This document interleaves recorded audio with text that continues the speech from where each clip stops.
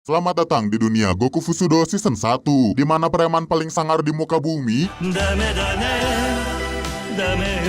mendadak pensiun loh, terus ngejalanin kehidupannya yang baru sebagai bapak rumah tangga. Cuman kadang suka bikin orang salah sangka gara-gara banyak bubuk putih. Pak, itu apa pak? Terigu pak? Oh, terigu. Dikirain apaan gitu pak? Tepung pak? Oh ya bukan. Dia namanya Tatsu. Dulu dikenal sebagai sang naga abadi, sedangkan sekarang kerjaannya ngurusin urusan rumah tangga. Makanan cantik. Cekrek-cekrek. Yang kerja malah istrinya, dan gara-gara buru-buru berangkat, bekalnya Miku ketinggalan. Langsung dikejar dong sama Tatsu, tapi penampilannya yang bapak rumah tangga banget bikin polisi salah paham. Kerjaannya apa pak? Bapak rumah tangga? Oh, mendadak mereka inget desas-desus tentang sang naga abadi. Mereka takut sama apa yang dibawa Tatsu, yaitu kupon diskon. Damai apa pakai ini? Masih ada loh kejadian salah pahamnya, malahan sebenarnya masih banyak banget. Kayak penjual pisau scam yang ngedatengin rumahnya Tatsu padahal dia baru beres masak. Siapa yang gak takut coba ngeliat bapak rumah tangga modelan gini? Jangan sampai ketahuan jual pisau murahan tapi harganya dimahalin deh. Sekilas pisaunya nyaman buat dipakai, tapi Tatsu, saya coba pakai beneran ya. Beneran? Maksudnya dipakai buat masak loh. Bapak yang satu ini emang suka bikin salah paham, dan hasil masakannya bikin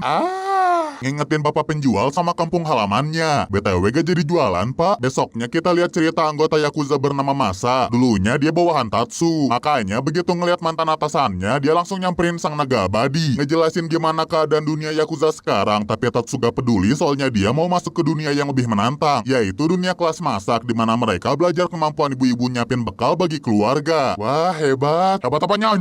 Jelas gak suka lah masa. Kok sang naga abadi yang dulu dia hormatin jadi bapak rumah tangga? Apaan malah masak-masakan? Gebuk, perang. Papa bilang jangan buang-buang makanan. Apa? Sebenarnya meski Tatsu udah jadi bapak rumah tangga, masa lalunya gak akan bisa hilang begitu aja. Apalagi kalau tiba-tiba Yakuza geng lain ketabrak Tatsu dari sepeda. Si bapak rumah tangga malah kabur soalnya mau datang ke medan perang tempat obralan ibu-ibu. Para Yakuza tadi juga disuruh ngambil barang obral apa aja. Sayang cuman berhasil dapat sedikit. Jangan ngeremehin bapak rumah tangga. Malah ditodong dong Tatsu, justru dibalasnya dengan masangin sarung tangan. Cuaca di luar dingin anak muda. Mendadak si Yakuza keingetan ibunya yang pernah ngasih sarung tangan di tengah dinginnya salju. Inilah rasanya kasih sayang bapak rumah tangga. Sebelum pulang, Tatsu sempat mampir nih ke toko wibu-wibu buat ngerayain ultah istrinya. Buat Yakuza, tiba-tiba dia nyamperin kasir, naruh koper di meja, ngeluarin amplop tebal penuh uang. Mas, ada berhala kawaii gak? Tentu saja kami menyediakan berbagai berhala sesuai keinginan pelanggan. Ya udah, yang paling imut aja cepet. Malamnya pas Miku pulang, langsung tuh dia full body check, datang ke ruangan pesta sambil dinyanyiin Happy Birthday to you. Beres ngelakuin upacara pembukaan, baru hadiah buat Miku dikasihin. Asalnya senang si istri, tapi sedihnya yang ini udah punya. Tatsu refleks mau ngehukum dirinya, untung keburu dihajar keluar. Emang suka terlalu serius ya si bapak rumah tangga. Mirip kayak waktu dia dapat kabar bos besar bakal mampir ke rumahnya. Segala peralatan dia keluarin, soalnya ceklik. Ternyata mau beres-beres, dan robot pembersih tadi ditugasin di ruangan ini. Ngong. Kerja yang beneran. Mau marahin si robot, tapi hadiah dari Miku. Jadi biarin aja lah, mending bersih-bersih bagian lain. Diem kucing. Alhasil gen si kucing dipindahin, malah bikin ribut gara-gara buntutnya kesedot si robot. Lompat kesana kemari mecahin botol-botol. Sementara itu di bagian komplek yang lain, sebentar lagi nyampe bu ketua komplek. Udah deket rumah Pak Tatsu ya. Mereka ngedengar suara pecah, nyaksiin pemandangan menyeramkan. Aku mengecewakanmu bos. Aduh bapak, diobatin dulu. Untungnya Tatsu dianggap orang baik sampai dipercaya dititipin anak tetangga. Ngelihat muka sangarnya sih jelas si bocil langsung pamit pulang. Tapi abis dikasih kue, mereka mulai deket deh. Sekarang pada lanjut main game, yaitu game tebak dadu. Genap ganjil bro. Cuma tahu game gituan doang, Tatsu mana ngerti si bocil. Gak sengaja si bocil nemu berhala punya Miku, tapi sial dia malah kesandung bikin berhalanya jadi gojo. Kalau udah jadi Kiko gini, pantesnya dikubur aja ya.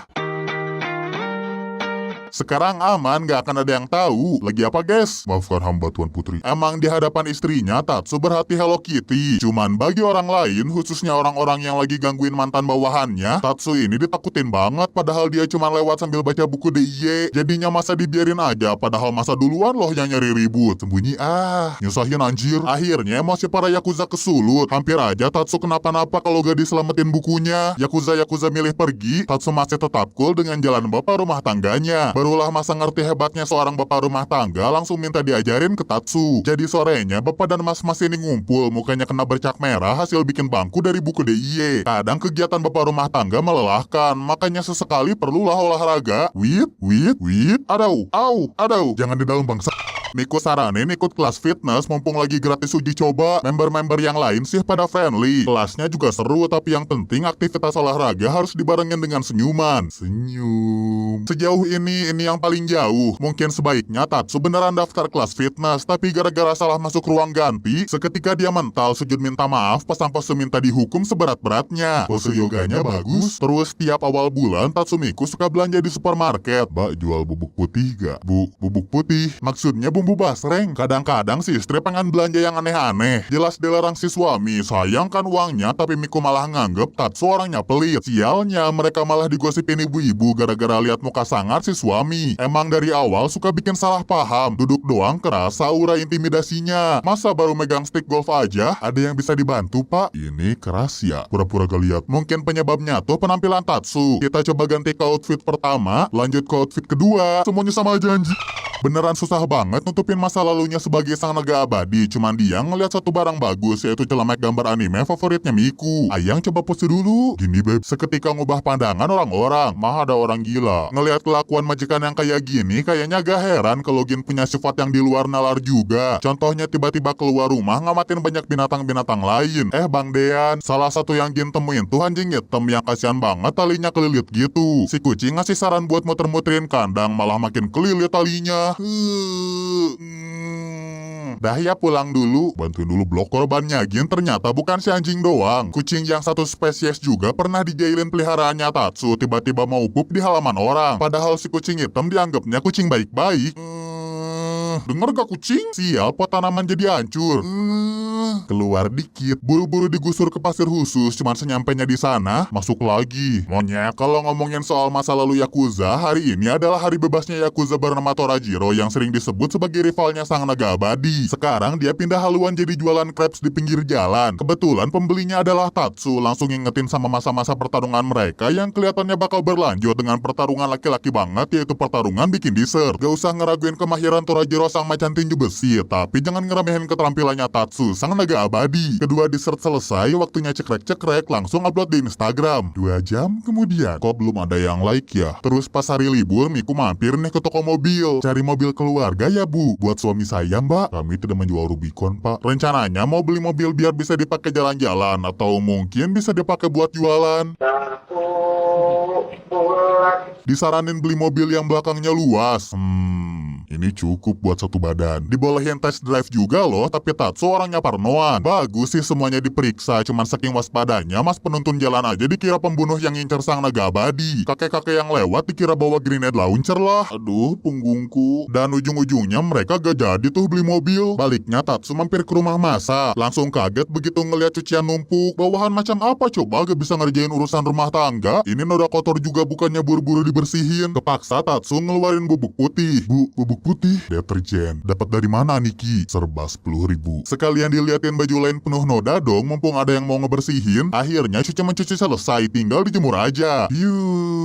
Pelak hanya mampu menatap. Gak kerasa udah hari Minggu, waktunya ngadain pasar kaget. Sebenarnya Tatsu gak mau jual barang-barang berharganya, tapi berhubung udah kebanyakan, jadilah dia ngemper jualan. Udah laku Pak Tatsu? Masih sepi nih bu. Tiba-tiba kedengeran suara ribut asalnya dari preman pasar minta jatah. Datanglah Tatsu ngajakin ngobrol di tempat sepi. Si preman so-so berani ngehadepin sang naga abadi, padahal maksudnya Tatsu mau nawarin alat pengupas kulit. Dikiranya mau ngulitin dia. Ditawarin blender on the go, dikira bakal dijadiin daging cincang. Paling parah pas ditawarin boneka bebek, bisa ngambang di air. Jelas disangkanya mereka yang bakal ngambang. Alhasil si preman pingsan, tetap barang dagangan tadi dikasihin. Maksa anjir. Begitulah lika-liku kehidupan Tatsu si muka sangar. Nyiram tumbuhan-tumbuhan buat masak aja disangka yang aneh-aneh sama pak polisi. Daun tumbuhan barusan dibungkus, dimasukin ke dalam dalam koper soalnya mau ketemu seseorang. Tertangkap basah kamu. Tatsu janjian di tempat terbuka. Ternyata ketemu masa, bungkusan tadi dikasihin aja dengan biasa. Pak, ayo Pak tangkap sekarang. Polisi senior nyuruh sabar. Mau nyari bukti-bukti tambahan. Dan kebetulan Tatsumasa datang ke kafe yang harusnya hari ini tutup. Pasti ada pertemuan ilegal. Para polisi langsung masuk. Apa yang kalian lakukan di sini? Pesta ulang tahun Pak. Gak mau kehilangan muka dong seketika nunjuk transaksinya Tatsumasa. Ini daun buat masak Pak. Sekali lagi para polisi nuduh barang ilegal ada di kopernya Tatsu. Cuman isi kopernya adalah bunga wangian. Ini ilegal Pak. Kamu tuh terlalu bapak rumah tangga. Gak mau salah. Mungkin sikap para polisi kadang berlebihan. Untung tetangga sekitar sih pada baik ngajakin Tatsu main bola voli. Pukul balik Kageyama. Walau gak jarang bolanya sering kena muka. Kegiatan main bola voli itu kegiatan mingguannya ibu-ibu. Mau nyoba lemon madu Bu? Tapi hari ini ada yang booking lapangannya juga, yaitu gerombolan mas-mas bermuka garang. Mereka bakal jadi lawan tanding hari ini yang dimulai dari sekarang. Fight.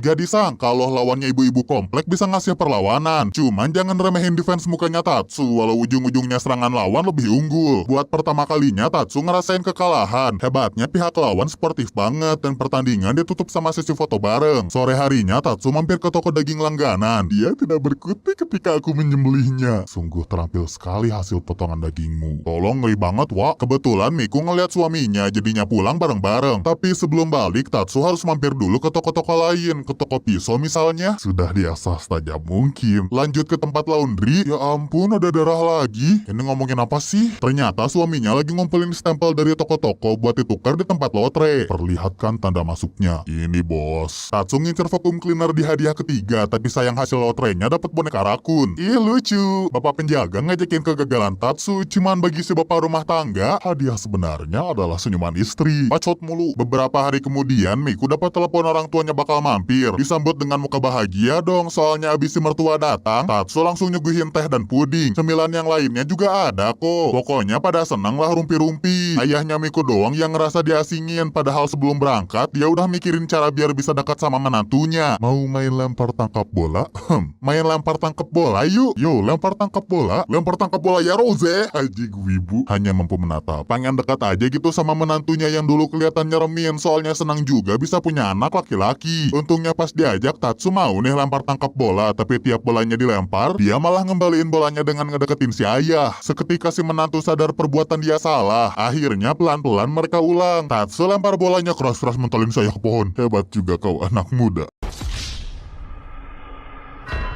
BTW yang datang ke rumah bukan orang tuanya Miku doang, tapi ada juga makhluk paling berbahaya di muka bumi. Makhluk yang bisa tahan radiasi, makhluk yang sangat menakutkan. Punten, asalnya mau dilawan pakai semprotan serangga, sialnya ternyata isinya habis. Aku telah kalah. Waktunya si dia yang tidak boleh disebut namanya awakening hinggap di berhalanya Miku. Anjim lah. Seketika Tatsu bangkit ngelawan, tapi itu kesalahan besar gara-gara dia balik keserang. Hancur sudah semuanya. Si bapak rumah tangga cuma bisa minta bantuan istrinya buat mukul sekuat tenaga. Miku langsung gulung-gulung koran, langsung ngerahin tenaganya, langsung mukul Tatsu. Salah sasaran ayang. Sisa satu senjata terakhir buat ngusir musuh umat manusia, yaitu ngebakar aromaterapi. Rileksnya, lah udah aja. Besoknya masa lagi nungguin Tatsu yang keluar-keluar jadi Santa. Yohohoho. Dia perlu setelan gini soalnya ada acara buat bocil-bocil pas hari Natal. Adik-adik nanti ada paman Santa. Apa iya? Satan Claus? Santa bego. Tiba-tiba paman Santa muncul ngenalin diri pakai sambutan Yakuza. Senang berkenalan dengan Anda. Buat adik-adik yang sikapnya baik, paman Santa punya hadiah nih, yaitu kepiting kikir. Banyak bahan makanan lain yang dibawa Tatsu, enak buat makan-makan di malam Natal. Akhirnya mereka malah sedih terharu harus berpisah sama paman Santa yang pulang pakai rusa ajaib. Udah malam gini mau kemana Pak? Abis kerja bakti Pak. Sekarang kita lihat keseharian Tatsu yang lain, yaitu sang naga abadi yang kerja part-time sebagai pelayan kafe. Kebetulan pelanggan pertama hari ini adalah om muka sangar. Dikasih air mineral gratis nih biar pelayanannya baik. Sempat dicurigain si om yang lebih senior, sedangkan juniornya, aku pesen yang ini mas. Di saat itu juga Tatsu bikin kopi sekalian sama latte art berbentuk kucing. Ih ada memeng. Gua gak mesen ginian woi. Pesanan aku. Dimarahin deh si junior gara-gara dianggap terlalu lembek. Siapa yang pesan om omelet? Ah, aku juga. Makin dimarahin lah, gak sepantasnya orang kayak mereka mesen yang imut-imut, gak ada feel cowoknya gitu. Siapa yang pesen strawberry parfait? Aku. Kok ngeselin? Ujung-ujungnya ya mereka makan dengan santai dan bayaran hari ini diterima Tatsu. Bisa buat ayang. Maksudnya selama ini kan Miku terus yang kerja. Pengen gitu Tatsu nyenengin istrinya, seenggaknya lewat makanan-makanan yang dia bikin. Nutrisinya cocok buat mulihin tenaga sehabis kerja. Memeng diem. Miku udah puas makan, tapi biar makin rileks, Tatsu tiba-tiba ngeluarin bubuk putih. Serbuk lemon ternyata, terus dicampur sama madu, bagus buat kesehatan tubuh. Terakhir si bapak rumah tangga ngeluarin pisau buat unboxing barang-barang yang bakal bikin Miku ngerasa santai, sesantai-santainya. Mendadak Miku bangun, beneran ngerasa seger bebas gitu, mirip kayak bosnya Tatsu dulu waktu keluar dari penjara. Penasaran juga sih dia, dan pas dilihat Miku yang beres mandi, kesenengan ya. Kita balik ke keseharian bapak rumah tangga waktu belanja-belanja. Gak disangka dia ketemu nyonya besar dari grup Yakuza sebelah, sekarang kerja part-time di supermarket. Mereka langsung sadar udah pada keluar dari dunia gelap, soalnya grup Yakuza si nyonya jedug, ratak-ratak-ratak. Makanya kerja jangan sambil ngobrol. Singkatnya si nyonya harus kerja apa aja demi ngehidupin grupnya dia, walau kerjaannya ya... Ini salah hitung nyonya. Anak buah si nyonya gak rela bosnya direndahin. Nih lihat salah hitung. Untung bos mereka bertanggung jawab, langsung sujud minta maaf dan jika akan ngulangin kejadian memalukan ini. Paling ada sih satu kejadian lagi waktu dia buang sampah, gak sengaja si nyonya ketemu Gin. Mancing-mancing biar disamperin, tanpa sadar dari tadi diliatin sang naga abadi. Maaf. Nah selagi Tatsu di luar, ternyata ada yang datang ke rumah. Walah malah pada kaget, soalnya masa Miku baru pertama kali ketemu, mau bikin surprise buat ulang tahunnya Tatsu. Kelempar. Si wanita karir udah duluan nyiapin dekorasi loh. Dekorasi kapal pecah. Wah bagus banget. Lebih bagus mbaknya diam aja ya. Abisnya mau bantuin gimana coba kalau nyiapin bahan kue ulang tahunnya kasar gini. Mana sempat gosong pula yang akhirnya pas Tatsu balik ke rumah, dekorasinya beneran pakai tema kapal pecah. Akhirnya bapak rumah tangga yang beresin sendiri, termasuk ngedekor ruangan dan gak kelupaan Happy Birthday to me. Seenggaknya mereka punya hadiah, makin nonjolin kesangarannya si bapak rumah tangga. Siangnya pas lagi nyantui di taman, gak sengaja Tatsu ketemu sama bos lamanya. Sebenarnya si bos juga udah berhenti dari dunia Yakuza. Udah bukan atasannya sang naga abadi, tapi kebiasaan nolongin bosnya. Ya meski sekadar bersihin bulu-bulu anjing gak bisa hilang gitu aja. Mereka lanjut ngobrol-ngobrol dan kebetulan saya punya barang bagus bos. Barang bagus? Maksudnya mau ngasih rajutan baju buat anjingnya pak bos. Aduh lucu anet sih kamu. Cekrek.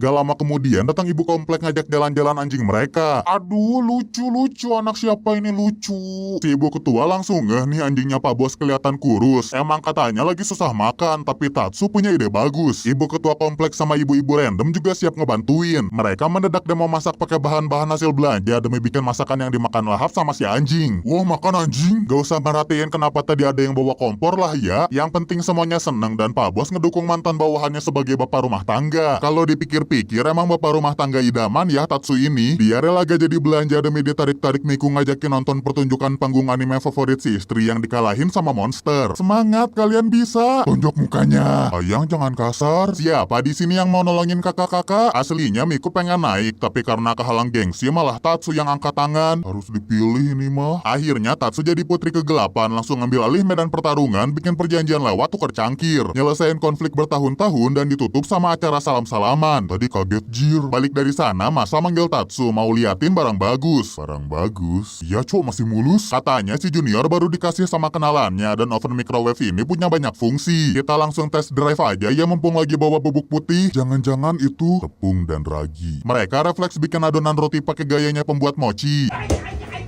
Sialnya masa kesandung oven microwave tadi jadi rusak. Ganti ke plan B deh, yaitu pakai rice cooker. Cuma perlu ngatur tingkat kepanasannya doang, jangan lupa dibolak-balik dan gak perlu waktu lama buat roti mateng. Dihias-hias biar lucu. Megang coba. Panas anjing. Belum cukup diganggu sama juniornya, mendadak Tatsu ngeliat asap dari kamar sebelah. Seketika didobrak takutnya ada apa-apa, padahal ada yang barbekyuan. Mau daging Pak Tatsu? Daging. Hanas. Pada batuk-batuk gara-gara asap penuhin ruangan, jadi repot sendiri. Gak jelas sumpah. Sebenarnya alasan si hitam ini bakar-bakaran karena lagi kangen sama kampung halamannya. Diajakinlah barbekyunya di luar. Tatsu nunjukin semua kemampuan dia dalam memasak. Kita bungkus pakai aluminium foil. Lagi apa pak? Di Jepang tuh gak boleh ya sembarangan bikin kegiatan di ruangan terbuka. Tapi yang penting si hitam bisa makan daging barbekyu. Gak bisa masih mentah. Banyak mau ai. Kalau istrinya yang pengen sesuatu pasti diturutin sih. Apalagi kalau Miku ngajakin liburan ke taman bermain bertema peternakan. Asalnya kelihatan biasa aja tapi seneng banget pas foto jadi hewan-hewan lucu. Jangan lihat behind the scene-nya. Bisa main bareng-bareng banyak hewan atau kegiatan lain juga ada kok. Piknik makan siang juga udah disiapin, padahal sebelum berangkat katanya biasa aja. Iya biasa. Biasa aja ya. Ya udah liburannya seru. Ah, ya seru. Sama sekali gak pernah nyangka gitu sang naga abadi bisa liburan di tempat terang gini. Cuman sayangnya hujan turun. Makin lama makin deres, kepaksa mereka pulang sambil masa muka paling sedih dan kesedihannya gak hilang meski mereka mau tidur. Untungnya beberapa minggu kemudian pada bisa liburan lagi. Kali ini liburannya ke pantai. Pas anak-anaknya makan melon, gak sengaja Tatsu kena bola voli asalnya dari grup om-om yang dulu pernah lawan tanding. Masih ngungkit-ngungkit pertandingan kemarin, mendadak Miku marah ngajakin suaminya buat rematch. Sistemnya 2 versus 2 dan si istri ini yang paling semangat. Pukulan Detroit, pukulan United States. Pukul capek. Mulutnya diem coba. Sial, musuh mukul balik. Tatsu ngorbanin dirinya justru jadi kesempatan biar Pasutri bisa combo mentalin semua lawan sekaligus. Inilah yang namanya jurus keharmonisan rumah tangga. Terserah lu dah. Masih ngomongin lawannya sang naga abadi, sekarang kita lihat Torajiro si penjual krepes perlahan usahanya terancam sama minuman boba. Makanya dia minta saran ke Tatsu. Boba rasanya apa? Lembut, cuy, boing. Daripada penasaran, mending diajakin ke tempat jualnya. Tapi Torajiro ngerasa dipermainin. Ya kali boba bulat-bulat bentukannya tepung ginian. Tatsu juga gak rela dianggap penipu, langsung ngajakin bikin bobanya dibulet-buletin sendiri dan jadilah boba yang mereka cari-cari. Tinggal diisi milk tea, tinggal dicobain. Akhirnya mereka siap jualan minuman boba. Cuman kalau ciwi-ciwi lihat Tatsu Torajiro, takut-takut. Emang ya pasar yang cocok buat mereka ya. Beli milk tea boba 6K, pilihan cerdas tuan. Pulang mencari nafkah, Tatsu ngajakin masak ke toko serba 10.000. Banyak barang-barang unik, jelas harganya murah, ngebantu banget buat bapak rumah tangga kayak mereka. Sedihnya masa kurang bapak rumah tangga. Bisa-bisanya si junior nggak tahu bendera-benderaan gini bisa bikin makanan terlihat cantik dan menarik. Ketahuan deh dia gak pernah ngerjain PR rumah tangga dari si senior. Coba nih ditanya alat apa ini, dikiranya buat pegangan, padahal kan itu alat buat motong buah. Semua barang dijawabnya ngaco. Alhasil masa sadar harus belajar lebih biar level bapak rumah tangganya bisa setara kayak Tatsu. BTW ini barang apa ya? Malamnya kelihatan Tatsu sibuk sendiri ditemenin alat-alat yang dipakainya harus dalam pengawasan orang tua. Lagi apa bang? Ternyata ada acara cerita-cerita di toko buku, terus Tatsu bawa barang yang dia bikin tadi malam, yaitu gambar cerita tentang Momotaro. Dahulu kala terdapat bos dan nyonya hidup damai di desa. Hingga suatu hari mereka menemukan persik raksasa. Kamu malak dari mana? Sebaiknya jangan ditanya. Singkat cerita muncul bocil dari dalam buah dikasih nama Momotaro. Konon kabarnya belakangan ini ada iblis pengganggu. Sebagai balas budi sekaligus menjaga nama grupnya, Momotaro janji bakal ngebahas misi iblis. Selama perjalanan dia nemuin anjing sama rekan lain langsung berangkat ke Onigashima nyerang grup Yakuza Beast Pirate. Dalam sekejap si iblis dikalahin dan sebagai hukuman ngeganggu kedamaian mereka harus potong jam. Potong jam tayang ya adik-adik, semua berakhir bahagia.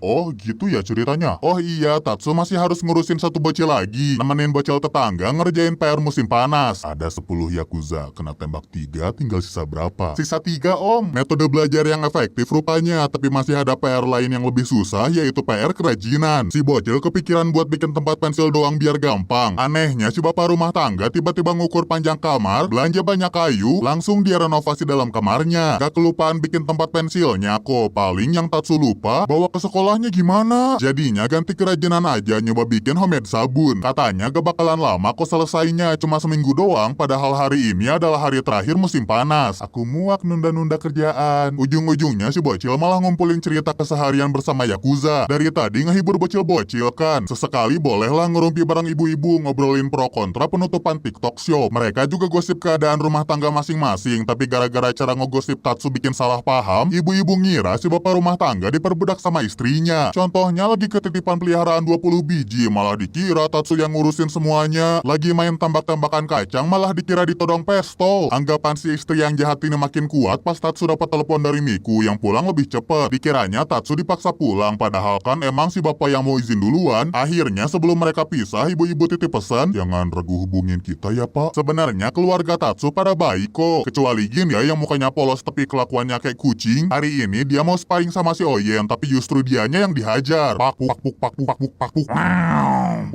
tuh. Dasar kucing. Nyoba minta pertandingan yang fair tapi izin pakai jurus 1000 bayangan. Yang bener lah. Banyak mau. Ngelihat berantem terus capek juga ya. Sekali-sekali bolehlah Tatsu disuruh nyantai aja, jangan urusin rumah tangga. Lagian beberapa hari ke depan Miku ada tugas di luar kota. Dikiranya gampang kali leha-leha, padahal kenyataannya Tatsu jadi gila gara-gara nahan hasrat beres-beresnya dia. Kayaknya si bapak rumah tangga udah lupa caranya santai dan kebetulan ada masa mampir. Aku baru dipecat jadi mampir aja deh. Minta tips and trik santai yang baik dan benar, diajarin deh cara santai ala masa.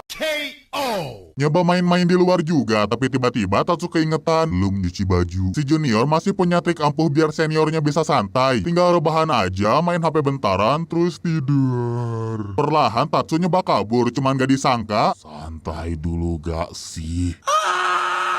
Barusan masa ngeri amat ya? Mungkin karena udah deket Halloween dan ada lomba kostum di daerah mereka. Lumayan hadiahnya pasukan beras selama setahun, tapi jangan dianggap mudah soalnya rival-rival Tatsu yang lain juga pada ikutan lombanya. Jurinya ada si ketua kompleks, si tukang daging, sama siapa ya? Peserta pertama adalah si Nyonya Yakuza dengan kostum penyihirnya, nampilin kehebatan ngitung pakai sempoa. 46273 tambah 73294 tambah 4237428. Pelan-pelan anjir. Peserta kedua adalah Torajiro yang lukanya ini luka beneran langsung dibawa ke UGD. Peserta ketiga gak usah dianggap, kostumnya gak niat gini. Dilanjut sama Pak Sutri Labu nunjukin kehebatannya bikin kue pakai oven kecil. Kuenya lucu, dan ini cara efektif nyogok juri-juri, walau akhirnya ya yang menang malah Batman ukuran saset ngalahin om-om sama tante-tante. Daripada stres kalah, mending kita makan-makan aja lah di Aice. Waktu makannya 90 menit ya kakak. Kalau mau review jujur mohon janjian dulu ya. Peraturan pertama makan Aice tuh jangan ngambil karbohidrat kayak nasi, tapi Miku malah langsung ngambil kare. Jadinya Tatsu kalah, balik-balik bawa banyak makanan.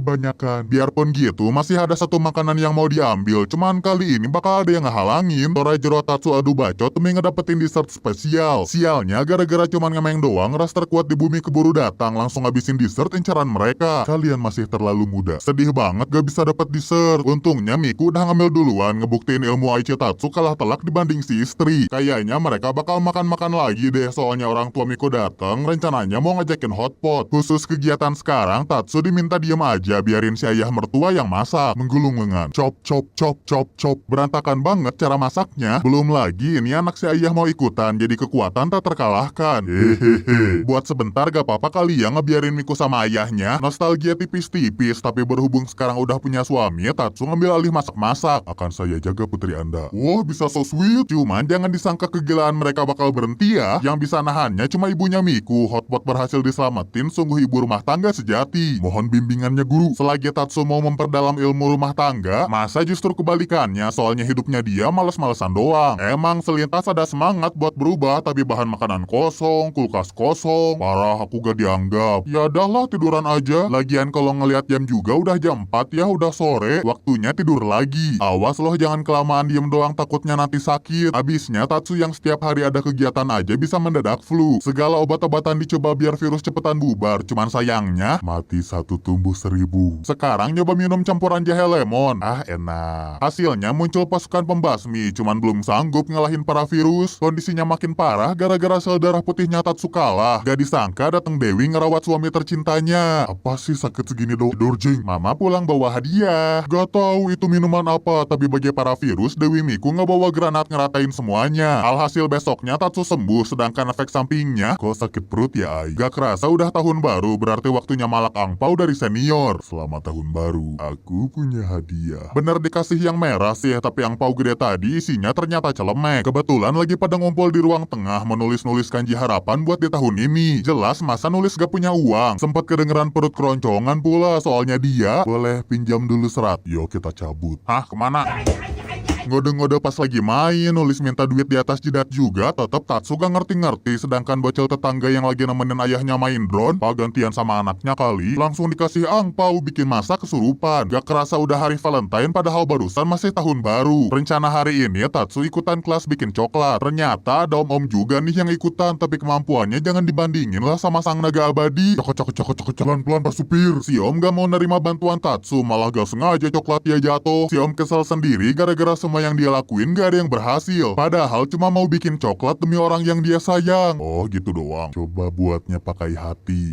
Hati. Baru deh dia masukin hatinya, masukin perasaannya ke dalam coklat yang dihias secantik mungkin. Asal jangan dibandingin sama Tatsu. Buat dikasihin ke orang yang paling spesial, yaitu bosnya si Om. Makasih sih, tapi kenapa harus dari elu? Besoknya teman Miku cerita kesusahan ngatur anggaran rumah tangga. Kebeneran Miku lagi datang sama suaminya. Kekurangan anggaran organisasi ya. Gimana kalau pakai tubuh kamu? Maksudnya saat ini juga sepedahan ke supermarket, mumpung lagi ada diskon besar-besaran. Sekalianlah segala urusan rumah tangga yang lainnya Tatsu ajarin ke temannya Miku, termasuk catat pemasukan pengeluaran biar lebih enak ngaturnya. Ketahuan nih suaminya Simba beli sesuatu dengan harga mahal, tapi dia gak tahu si suami beli apa, mumpung yang diomongin baru pulang. Panjang umur. What, Yakuza? Langsung ditanya uang tadi dipakai apa? Ternyata dipakai beli perhiasan, soalnya sebentar lagi ulang tahun pernikahan mereka. Diam-diam pas Sutri yang satu lagi pulang, gak mau ganggu waktu bahagia mereka. Sekarang waktunya pergi kerja, tapi beda dari biasanya, dia ketemu anjing malaikat mirip Tatsu. Katanya dunia dalam bahaya gara-gara para Yakuza membabi buta. Cuma Miku yang dikasih kekuatan buat berubah jadi gadis penyihir yang bisa ngelawannya.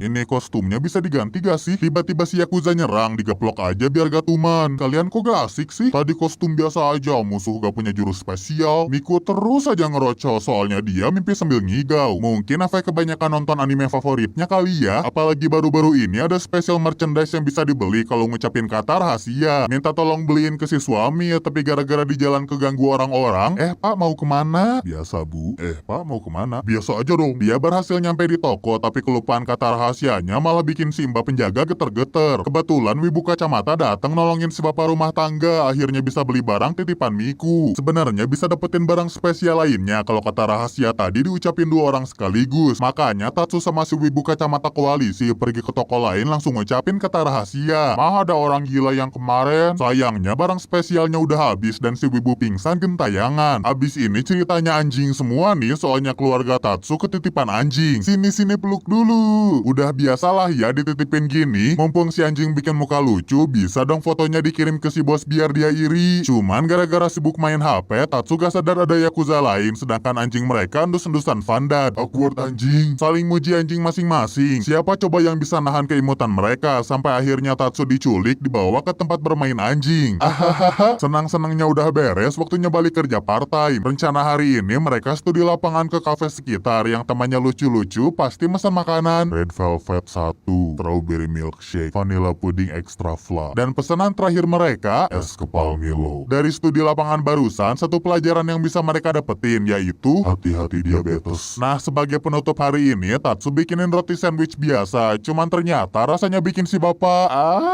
ngingetin dirinya pas masih muda, malu-malu deketin cewek. Satu persatu kenangan manis dia muncul, bikin si bapak pemilik mutusin harus ngurangin gula. Selain gak bagus buat kesehatan, bisa jadi penyebab gigi berlubang loh, kayak yang lagi dialamin Masa. Mau pura-pura bohong biar gak dibawa ke dokter gigi, tapi gak akan bisa ngibulin sang naga abadi. Jadilah si junior cerita punya trauma sama dokter. Semua bermula dari kata-kata, "Ade ikut mamah jajan yuk." Jajan kemana? Taunya dibawa ke dokter, dan itulah penyebab traumanya Masa. Kasian ya. Ayo ke dokter. Si junior gak sengaja kebanting, baru deh dia mau diajak pergi. Tinggal nunggu gilirannya Masa, tapi jangan khawatir soalnya Tatsu juga bakal nyusulin dia. Makan yang manis-manis mulu sih. Sang naga abadi gak takut ya kalau ngadepin dokter doang. Paling takutnya sama film horor, apalagi abis dengerin cerita Nadia Omara tentang makhluk berkepala kambing. Nyoba ngitung om-om di lapangan terbuka biar cepet tidur, tapi kedatangan polisi tiba-tiba jadi pertarungan antar geng, dan inilah pembalasan Tokyo kami. Mending ngebayangin hutan asri, pas malam jadi kuburan rahasia. Ngebayangin pantai indah, malamnya dipakai buat berenang. Tatsu malah makin gelisah, dan sebagai bapak rumah tangga yang bisa nenanginnya cuman masak-masak. Rasanya beneran nenangin sang naga abadi. Akhirnya Tatsu bisa tidur dengan tenang deh.